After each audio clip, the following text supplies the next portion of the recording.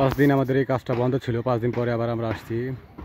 ওই পাশে সেরে গেছিলাম, আজকে এসে এই পাশে আবার বাসটা মারলাম, মেরে বাতা মারা লাইন করতেছি।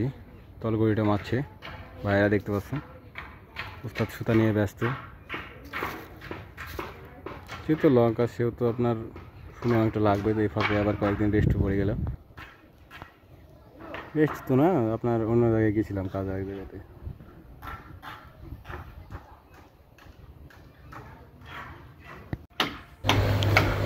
রুইগুলো সেট করার কাজটা চলতেছে। ওখানে একটু চারা আছে, তার জন্য কেটে ওটা বসাই দেওয়ার জন্য ওখানে কাটা হচ্ছে।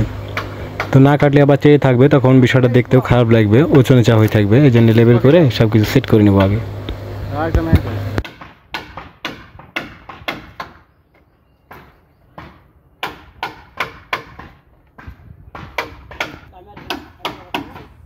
আমাদের মুরব্বী বাতা পাটা নিয়ে ব্যস্ত, কারণ বাসটা সেট করার সাথে সাথে আবার বাতার দরকার হবে,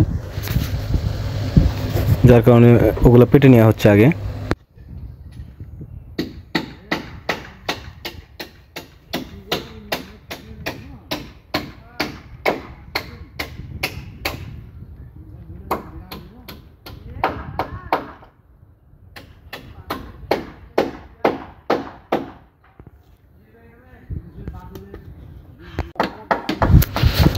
উস্তাদ ওখানে পেড়ের উপরে খুঁটি মারা নিয়ে ব্যস্ত, কারণ ওইটা না মারলে আবার মজবুত হবে না ঘর, ওইটা মারতেই হবে। যেহেতু খুব লং ঘর, সেহেতু ওইটা না মারলে দেখা যায় আপনার ল্যাক ল্যাক করবে, আর ঘর দাঁড়ানো সম্ভব না। যার কারণে আপনার এক পাশে 3 লাইন করে আমরা এভাবেই উপর দিয়ে খুঁটিগুলো মেরে নেব।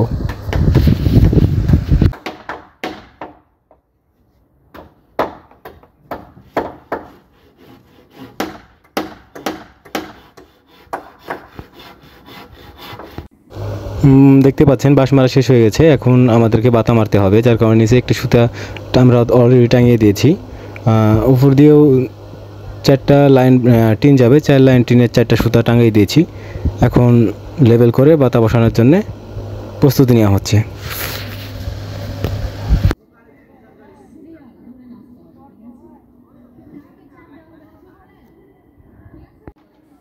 বাতা মেরে অনেকটা আগায় দিয়েছি, দেখতে পাচ্ছেন উস্তাদ মুখে ঘুরে বসে আছে। উস্তাদ ছাড়া লেবেলটা আবার আমাদের ভিতরে ভালো কেউ করতে পারে না, তো উস্তাদকে দিয়েছি আমরা লেবেল করার জন্য, তাই সেই লেবেল করে দিচ্ছে, শুধু আমরা বাতাটা বসাই, কাটা মেরে দেব। উস্তাদ লেবেল করলে লেবেলটা খুব সুন্দর হয়।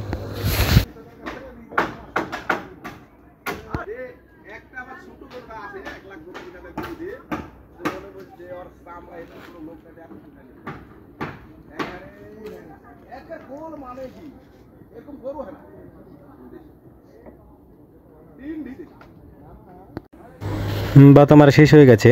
তো দেখেন ওই পাশে বসে আছে, এই পাশ থেকে ওই পাশের লোক দেখা যাচ্ছে না। একটু জুম করে আপনাদেরকে দেখাই কত দূরে, একটু জুম করে করে আপনাদের দেখায় যে দেখেন কত দূরে।